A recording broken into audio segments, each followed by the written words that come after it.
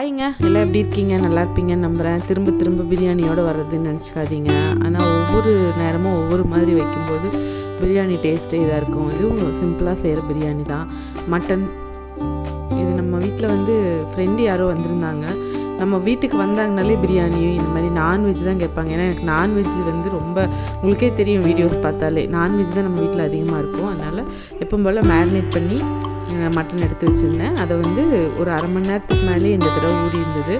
அதுக்கப்புறம் அது எப்பவும் போல் பிரியாணி தாளித்து விட்டு எல்லாமே மராத்தி மொக்கு, பிரியாணி இலை, கல்பாசி, ஜாதிபத்திரி, ஏலக்காய், கிராம்பு, பட்டை, கல்பாசி, கடைசியாக குட்டி குட்டியாக ரெண்டு போடுவேன். அது ஜாதிக்காய், இந்த மாதிரி எல்லாம் போட்டுட்டு நெய்யும் எண்ணெயும் கலந்து தான் நான் இப்போ செய்வேன். சோம்பு இந்த மாதிரி எல்லாம் கலந்து இது நல்லா எல்லாமே பொரிஞ்சதுக்கப்புறமா பச்சை மிளகா ஆட் பண்ணி, பெரிய வெங்காயம் ஒரு 2-3 அந்த மாதிரி ஆட் பண்ணியிருக்கேன். இது ஒரு 3/4 கிலோக்கு பக்கம் மாதிரி கறி இருந்துச்சு.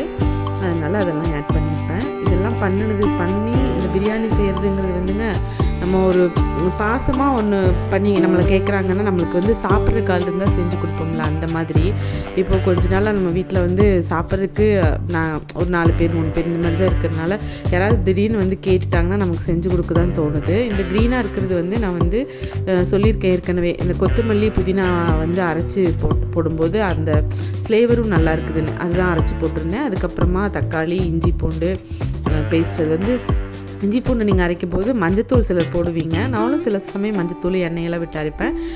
இப்போ கொஞ்சம் முடிஞ்சதே அவசரத்துக்கு நான் அரைச்சிருந்ததுனால இஞ்சி பூண்டு மட்டும் போட்டு அரைச்சிருப்பேன். அப்புறம் கரம் மசாலா தூள், அது தனியாக பிரியாணிக்குன்னு குழம்புக்கெல்லாம் வைப்போம்ல, கறி மசாலா அது மாதிரி. அப்புறம் வரமிளகாத்தூள், தனி மிளகாத்தூள், தயிர், இதெல்லாம் விட்டு நம்ம எப்பவும் போல் நல்லா நம்ம வதக்கிறதுல தாங்க அதோட டேஸ்ட்டே இருக்கும். பிரியாணிக்கு எப்பவுமே வெங்காயம் நல்லா கரிஞ்சிருக்கு முன்னாடி, ஆனால் பொன்னிறமாக வதங்கிடணும், ரொம்ப நல்லாயிருக்கும். அதே மாதிரி மட்டன் நம்ம மேரினேட் பண்ணி வேக வச்சோம்னா அதுலேயும் உப்பு காரமெல்லாம் பிடிச்சி நல்லாயிருக்கும்.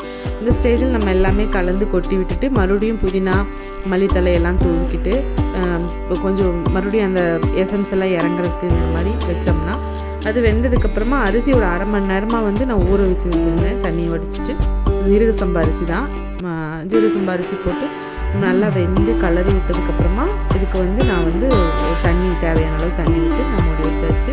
தம் போடுற ஸ்டேஜுங்கிறது நம்ம தண்ணி வற்றி வரும்போது இந்த ஸ்டேஜில் ஒரு தவசக்கல் மேலே நம்ம இப்போ போல் தம் போடுறது தான்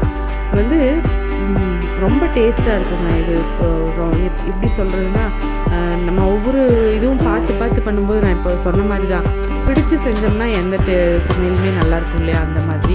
அப்புறம் ப்ரான் கொஞ்சம் மேரினேட் பண்ணி வச்சுருந்தேன். இஞ்சி பூண்டு பேஸ்ட்டு, உப்பு, வரமிளகாத்தூள், இந்த மாதிரி பெருசாக எந்த மசாலும் இல்லாமல் அதை ட்ரை ரோஸ்ட் பண்ணுற மாதிரி தான் கொஞ்சம் பண்ணியிருந்தேன். அதுவும் வச்சு முட்டை இந்த மாதிரிலாம் வச்சு பிரியாணி வச்சு கொடுத்தாச்சு. சூப்பரான லஞ்ச் தான் பண்ணியிருந்தோம் அன்றைக்கி.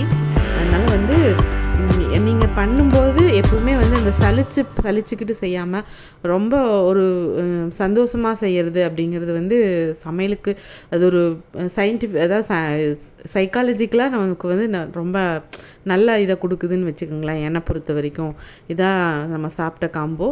Thanks for வாட்சிங்க. இதை விட நல்ல வீடியோவோடு உங்களை சந்திக்கிறேன். டாட்டா.